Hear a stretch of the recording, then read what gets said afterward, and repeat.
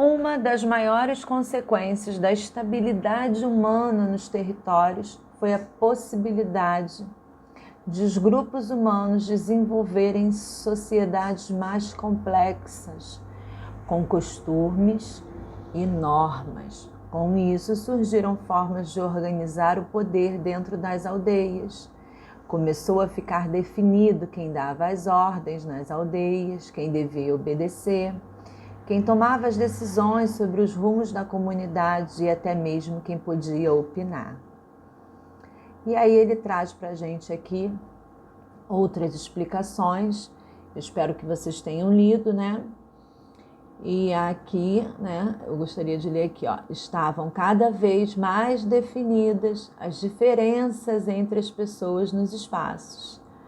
Além da atribuição dos poderes, as aldeias começaram cada uma à sua maneira a criar modos de vida, linguagens e crenças. Surgia assim a cultura.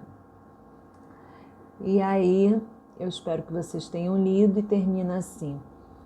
Essa idade dos metais fez com que as pessoas... Essa idade dos metais fez com que as pequenas aldeias crescessem e se tornassem cidades, e estas, em algumas regiões, uniram-se e formaram grandes civilizações. E agora ele diz assim, pinte a grande descoberta acontecida há 10.000 anos atrás. Todo mundo pintou essa daqui, né? Agricultura. O ser humano começou a abandonar a vida nômade, começou a se organizar em aldeias agrícolas. A esse processo de fixação na terra, damos o nome de sedentarização. E aí ele diz assim, nos primeiros assentamentos agrícolas da humanidade, boa parte da comunidade trabalhava. Os habitantes das comunidades dividiam entre homens, mulheres e crianças as tarefas de caçar, plantar, colher, alimentar os animais domésticos e construir ferramentas e armas. O que isso quer dizer? Quer dizer que o sedentarismo humano surgiu a divisão do trabalho, né? Quer dizer que com o sedentarismo humano surgiu a divisão do trabalho, a organização, quem manda, quem obedece, quem vai fazer cada item, cada atividade. Vamos para a próxima página. O que significa o termo produção de alimentos excedentes no contexto das primeiras comunidades humanas? A produção de mais comida do que as comunidades inteiras precisariam para sobreviver, não é isso? Então, vamos lá na número 5. O que as comunidades faziam com os alimentos excedentes que produziam? As comunidades trocavam os alimentos por artigos. Complete o texto corretamente. Uma das maiores consequências da estabilidade humana nos territórios foi a possibilidade dos grupos humanos desenvolverem sociedades mais complexas. Encontre no caça-palavra as palavras que completam o texto corretamente. À medida que as comunidades foram se estabilizando, elas foram crescendo. Esse crescimento fez com que, conforme aumentassem as aldeias, necessitassem de mais terras férteis para o plantio. Agora nós vamos falar da contagem do tempo em diferentes calendários, né? Nós falamos lá na videoaula, né, que a tia fez, que a tia gravou para vocês, e a tia fez uma separação lá, né? Calendário solar, baseado no movimento da Terra em torno do Sol, o lunar, baseado no movimento da Lua, e tantos outros aqui que a tia comentou lá com vocês. Nessa página nós também temos a explicação aí dos calendários. E vamos para o exercício. No exercício estava pedindo assim: circule o calendário que nós utilizamos. Esse aqui, não é isso? Na sua opinião, qual a importância do calendário? Por que é importante?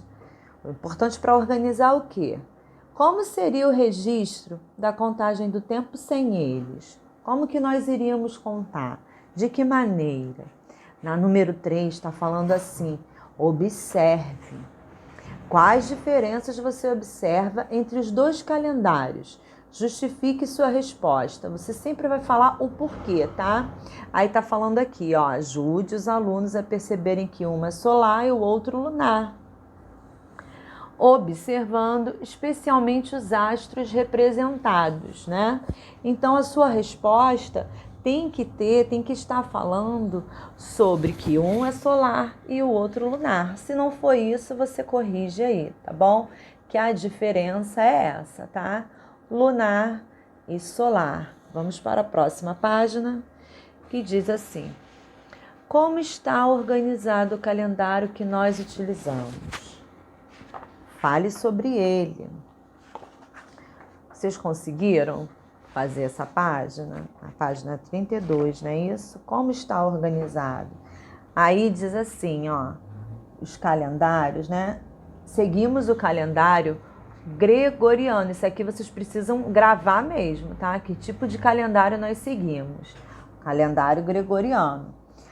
O ano com 365 dias e 6 horas, sendo que a diferença de horas está nos anos bissextos, quando o mês de fevereiro tem 29 dias e não 28. Essa seria a explicação que vocês deveriam ter escrito aí, tá? Dei uma olhadinha aí com calma. Vamos lá então. O que você sabe a respeito do calendário judaico? Explique. Volta lá no texto, leia novamente, ó. O calendário judaico é utilizado pelos judeus que vivem em Israel e em outros lugares do mundo. E aqui traz toda a explicação completa, tá? Que também está lá no texto. Número 6, escreva qual é a principal diferença entre os calendários gregoriano e juliano. A diferença básica entre os dois está na quantidade de dias do ano e na recuperação do dia perdido que se acumulou durante os anos, tá? Também tá lá no texto. Aqui tá pedindo para vocês pesquisarem. Pesquise, recorte e traga para a sala de aula diferentes tipos de calendário. Trazer para a sala de aula não é, né? Não tem como, não existe essa possibilidade, mas existe aquela possibilidade de fazer numa folhinha, tirar uma foto e mandar para a tia. Não é com desespero, nem com pressa, tá? Se der, se puder, se conseguir, cola numa folhinha, pode ser na folhinha do caderno, se o caderno estiver com você. 8. Converse com seus colegas e professor sobre as datas comemorativas de nosso país. Depois, registre a celebração que você acha mais importante. Não dá para conversar com os colegas, nem com o professor, mas dá para conversar com seus familiares, tá bom? Você também pode realizar essa atividade. Vamos lá? Transformações ocorridas na cidade.